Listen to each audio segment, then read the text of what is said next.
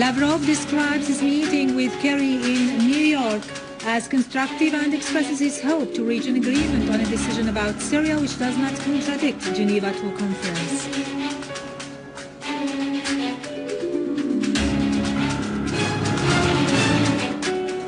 The Iranian president stresses that there is no military solution to the crisis in Syria, as world leaders warn against the increase of extremism in the world.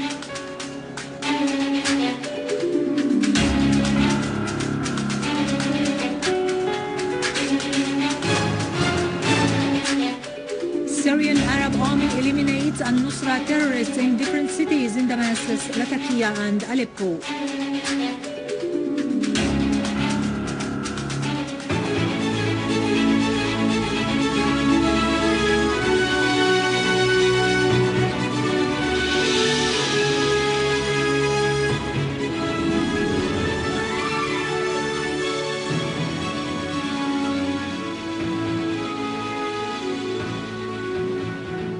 Good afternoon, ladies and gentlemen, and welcome to our news for today. Russian Foreign Minister Sergei Lavrov has voiced his country's hope that a consensus would be reached regarding a UN Security Council's resolution on Syria within the framework of the Geneva Agreement. Following his meeting with his American counterpart John Kerry on the sideline of the UN General Assembly's sessions in New York, Lavrov said discussions covered many issues, particularly the crisis in Syria, the decision of the Chemical Weapons Prohibition Organization's Executive Council, and the Security Council's resolution that will support the steps to be taken to destroy the chemical weapons in Syria. Lavrov added that the Russian and American sides have underlined the need to destroy the chemical weapons as real concerns exist over the opposition's possible acquisition of some ingredients of poisonous material. Lavrov recalled that the Syrian government has joined the Chemical Weapons Prohibition Treaty, expressed readiness to abide by its commitments immediately, and actually sent to the Chemical Weapons Prohibition Organization data on its chemical arms stockpiles. Lavrov said his talks with Kerry were constructive and that the two officials had a joint understanding on the way to go ahead and act on the basis of the Geneva Agreement. Russian Foreign Minister Sergei Lavrov also discussed with his Iranian counterpart Mohammad Javad Zarif the Syrian crisis and the implementation of the Russian-American agreement on chemical weapons in Syria, in addition to the Iranian nuclear file and the need to steer negotiations between Tehran and the 5+1 group. The Russian Foreign Ministry said the two ministers agreed to coordinate the efforts of both sides within the framework of the United Nations and the Chemical Weapons Prohibition Organization to create the necessary circumstances for settling the Syrian crisis as soon as possible. Lavrov also discussed with NATO Secretary General Andres Fogh Rasmussen the issue of the missile shield, the situation in Afghanistan, and the contacts made within the framework of the Russia-NATO Council.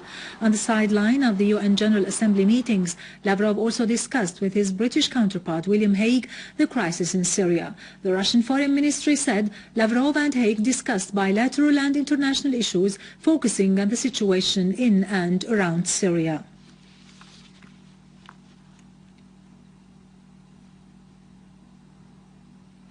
Within the framework of helping Syrian refugees in Lebanon and Jordan, Russian Foreign Minister Sergei Lavrov announced that Russia has donated $10 million to help them.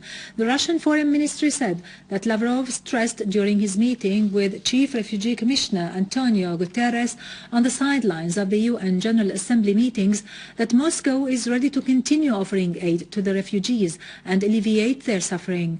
The two sides agreed that using military force will only aggravate the crisis and increase the suffering of ordinary Syrians.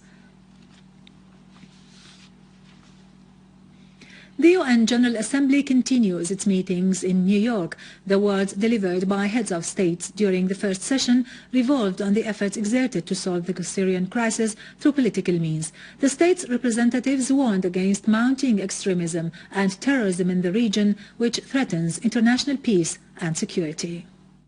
Addressing the UN General Assembly session, world leaders kept using and repeating such words like negotiations, diplomatic work and political solution. Iranian President Hassan Rohani stressed that there is no military solution to the crisis in Syria because power would generate violence in the region. He reiterated Iran's welcome of Syria's step to join the Chemical Weapons Prohibition Treaty. On his part, American President Barack Obama admitted that military action is incapable of establishing peace in Syria. He admitted that it is for the Syrian people only to determine whom they want as their leader, not the USA or any state in the world. On the Russian-American agreement on chemical weapons, Obama called for instigating efforts to reach a political settlement in Syria. French President François Hollande affirmed the need of reaching a political solution to the crisis in Syria, expressing his country's support for the international efforts aimed at holding an imminent international conference on Syria as soon as possible. Brazilian President Dilma Rousseff welcomed Syria's decision to join the Chemical Weapons Prohibition Treaty, affirming that there is no solution in Syria other than a political solution. The same stand has been voiced by the Argentinian President Cristina Fernández Kirchner, who called on the world community to disclose the sites that provide the Syrian opposition with weapons.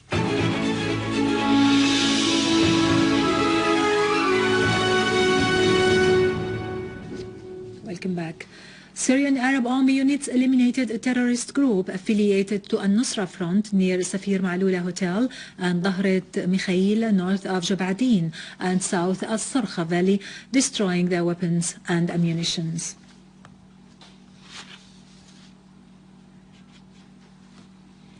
In Lattakia countryside, Syrian Arab Army units destroyed 2 rocket launchers and a warehouse full of arms and ammunition and killed dozens of terrorists, some of whom are non-Syrians. At least 11 terrorists belonging to al-Nusra Front were killed, including 1 Palestinian and 1 Algerian. The army destroyed an arms warehouse and 3 vehicles loaded with weapons in Arabia village, killing scores of gunmen, including 2 Palestinians, 2 Iraqis, 3 Egyptians and 1 from Morocco.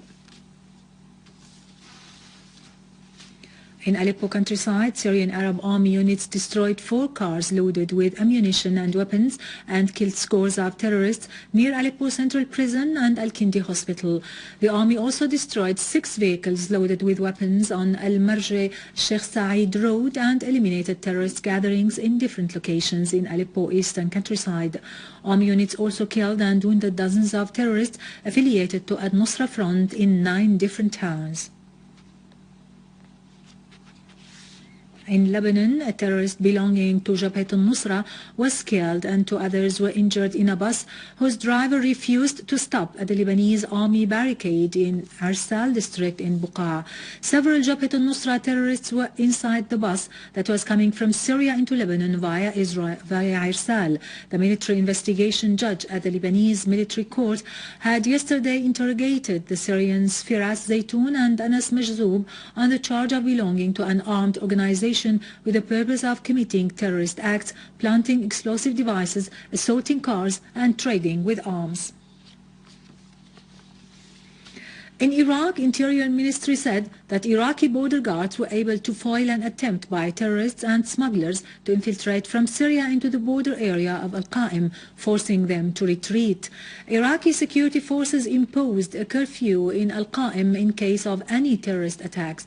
In the areas of Ana and Rawa, Iraqi security forces also were able to repel an infiltration attempt by terrorist groups from what is called the Islamic State in Iraq and Asham.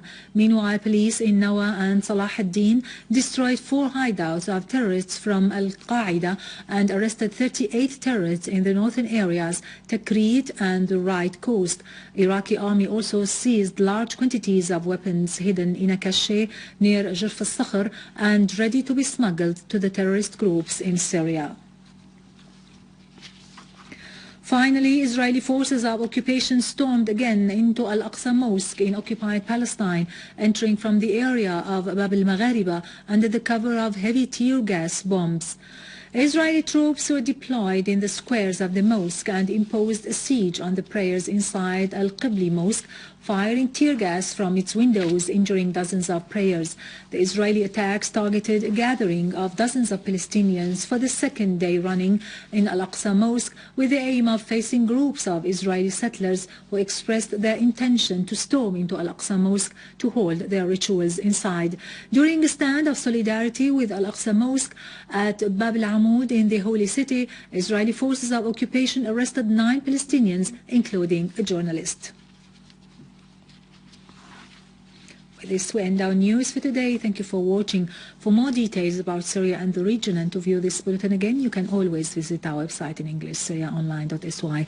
Now to latest business and market news with Vani Genjian, but after a short break.